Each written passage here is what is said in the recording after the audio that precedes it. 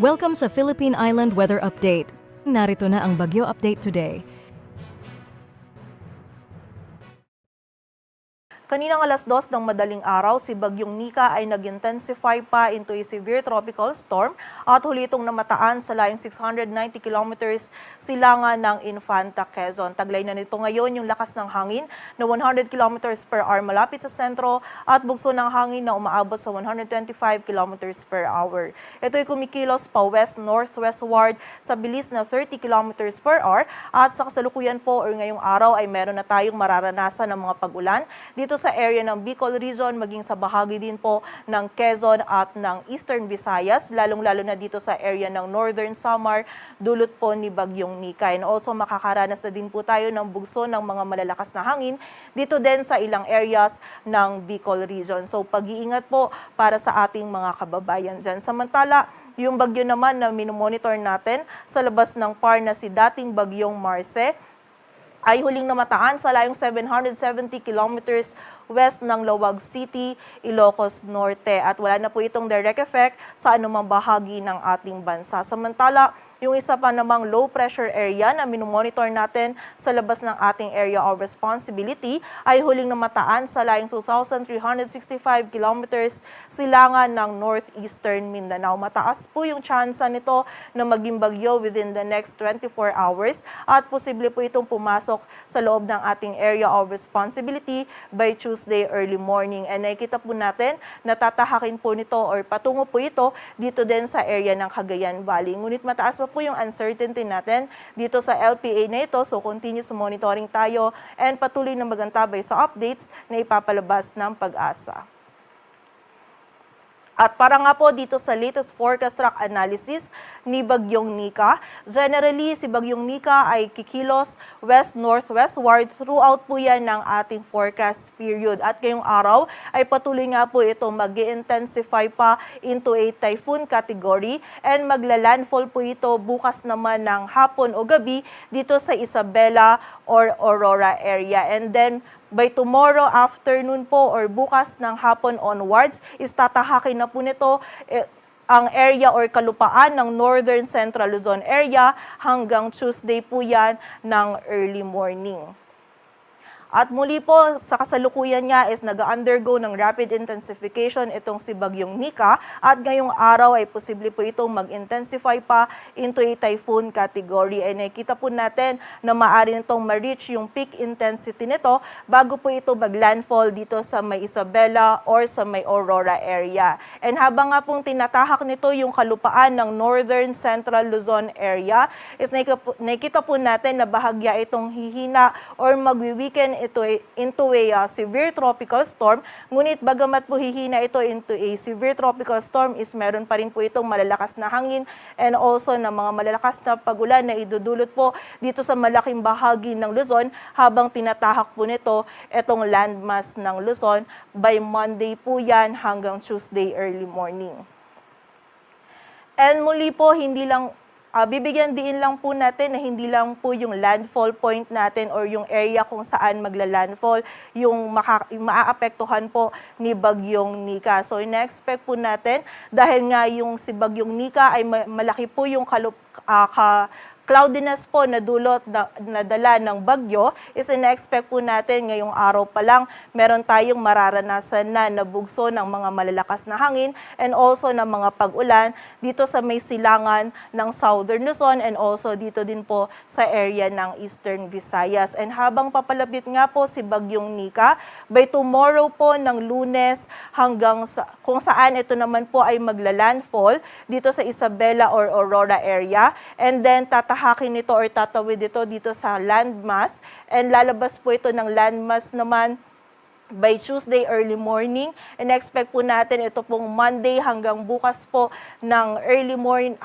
Monday po or mula po bukas hanggang Tuesday po ng early morning, ito po yung makakaranas po tayo ng mga malalakas na hangin or dito po natin mararanasan yung peak ng mga malalakas na hangin and also yung mga malalakas po na pag-ulan na dulot ni Bagyong Nika. Dito po yan sa malaking area ng Northern Luzon at Central Luzon. And also, hindi rin po natin inaalis yung possibility na habang tinatahak po ni Bagyong Nika Itong area ng Northern Central Luzon is posible din pong mahagip ng mga outer rain bands nito or nung trough nito or na mga kaulapan po nito itong area ng Metro Manila and yung nearby areas po nito kung saan possible po na habang tinatahak po nito ni Bagyong Nika yung kalupaan, bukas ng afternoon hanggang Tuesday early morning is makaranas din po tayo ng maulap na kalangitan and mataas po ng tsansa ng mga pag-ulan dito sa Metro Manila and sa nearby areas po nito. At sa kasalukuyan nga po, meron tayong nakataas na wind signal number 2 sa southeastern portion ng Isabela maging sa northern portion ng Aurora. Samantala, wind signal number 1 naman po sa southern portion ng Cagayan, rest of Isabela, Quirino, Nueva Vizcaya, southeastern portion ng Kalinga, sa eastern portion ng Mountain Province, Ifugao sa eastern portion ng Pangasinan, rest of Aurora, Nueva Ecija, sa northeastern portion ng Pampanga, sa northern and eastern portions ng Bulacan, sa eastern portion ng Quezon, kasama na po dyan yung Polillo Islands, Camarines Norte, Camarines Sur, sa Catanduanes, maging sa northeastern portion po ng Albay, kung saan yung mga areas na nabanggit po natin is makakaranas po ng mga malalakas na hangin na dulot ni Bagyong Nika. So muli po ngayong araw pa lang, meron ng mararanasan na bugso ng mga malalakas na hangin dito po sa silangan ng Southern Luzon. And nakita nga po natin ang highest wind signal na maaari po nating itaas during ng paglagi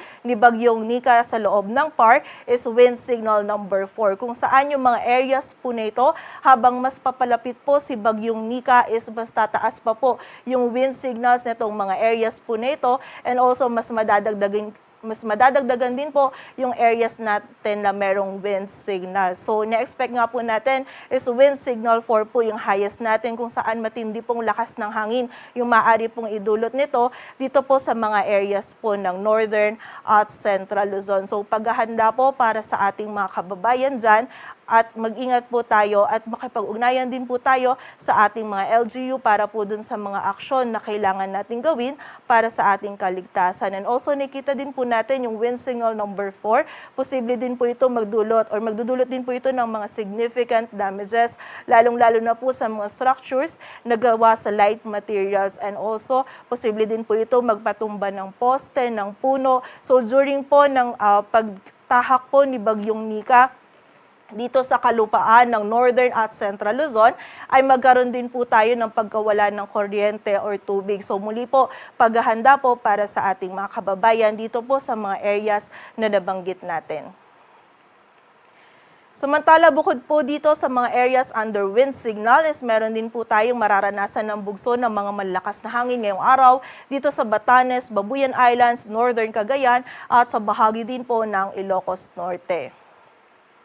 At para naman po sa mga pag-ulan, ngayong araw meron tayong moderate to heavy na mga mararanasan ng mga pag-ulan sa Camarines Norte, Camarines Sur at sa bahagi din ng Catanduanes. Samantala, bukas naman kung saan naging mas malapit and naglandfall and also by afternoon is tatahakin na ni Bagyong Nika itong area ng Northern at Central Luzon is mas marami na po yung mga paulan or mas nadala po nito dito sa area ng Northern and Central Luzon kung saan meron po tayong intense to torrential dito sa bahagi ng Cagayan, Isabela at Aurora. Samantala heavy to intense naman po sa Apayao, Abra, Kalinga, Mountain Province, Ifugao, Nueva Vizcaya at Quirino and meron din po tayong mga moderate to heavy na mga pag-ulan sa Ilocos Norte, Ilocos Sur, Benguet, Nueva Ecija, sa Quezon kasama na yung Polillo Islands, Camarines Norte, Camarines Sur at sa area din ng Catanduanes. Samantala, by Tuesday naman po, mostly ito ay by Tuesday early morning, ay meron pa rin po tayong mararanasan ng mga heavy to intense sa Ilocos Norte, Apayao, Abra, Ilocos Sur, Kalinga, Mountain Province, Ifugao. And also meron din po tayong mga moderate to heavy sa Cagayan, Isabela, Nueva Vizcaya, Quirino, La Union, Benguet, Pangasinan, sa bahagi din ng Nueva Ecija at Aurora. So pag-iingat po para sa ating mga kababayan sa mataas na banta ng mga pagbaha at pagguho ng lupa. And also, nakikita nga po natin Yung peak po na mararanasan natin yung mga malalakas na pag-ulan na dulot ni Bagyong Nika is by Monday afternoon hanggang Tuesday early morning po. So ina-expect natin na yung mga tuloy-tuloy na malalakas po na pag-ulan na ito ay magdudulot po ng mga pagbaha sa malaking area po, and also nakikita din po natin yung mga malapit po sa sapa, ilog or sa mga paanan ng bundok is prone din po sa mga flash floods. And mapapansin natin yung mga areas natin na makakaranas din ng mga pag-ulan dulot ni Bagyong Nika. Ito din po yung mga areas na nakaranas ng mga nakaraang bagyo na mga pag-ulan. So mostly po hindi pa ganun nakaka-recover yung mga areas nito at posibleng saturated pa po yung lupa nila. So pag-iingat pa rin po sa banta ng mga pagguho ng lupa. And also makipag-ugnayan po tayo dun sa ating mga LGU para mas ma-assess po natin yung ating mga lugar at magkaroon po tayo ng aksyon para po sa ating mga kaligtasan. Samantala, meron din po tayong minimal to moderate risk ng storm surge in the next 48 hours dito naman po sa Ilocos Norte, Ilocos Sur, La Union, Pangasinan, Cagayan, kasama na po dyan yung Babuyan Islands, maging sa bahagi din ng Isabela, Zambales, Aurora, Quezon, kasama na yung Polillo Islands, Camarines Norte, Camarines Sur, Albay at Catanduanes, kung saan pag-iingat po, paghahanda at maging alerto po para sa mga kababayan natin dyan sa areas na nabanggit po natin na yan. And muli po, makipag-ugnayan din po tayo sa ating mga LGU para po sa ating mga posibleng paglikas. At sa kasalukuyan po, wala tayong nakataas pa na gale warning. Ngunit possible po this afternoon, mamayang hapon po or early noon is magtaas na po tayo ng gale warning sa silangang dagat baybayin po ng Southern Luzon. Kung saan kapag nagtaas na po tayo ng gale warning is magiging mapanganib na po yung pagpalaot para sa ating mga kababayan nating mga isda, pati na rin yung may mga maliliit na sasakyang pandagat. And sa kasalukuyan naman po is maalon na po yung karagatan na ating mararanasan sa eastern seaboards ng Isabela, northern Aurora, northern seaboard ng Camarines Norte, sa seaboards ng northern and eastern seaboards ng Polillo Islands, sa northern seaboard ng Camarines Sur, and also sa northern seaboard ng Catanduanes. Talalabing bahagi pa ng Aurora sa eastern seaboards ng Babuyan Islands, mainland Cagayan at sa northern Quezon at maging sa bahagi din po ng Catanduanes.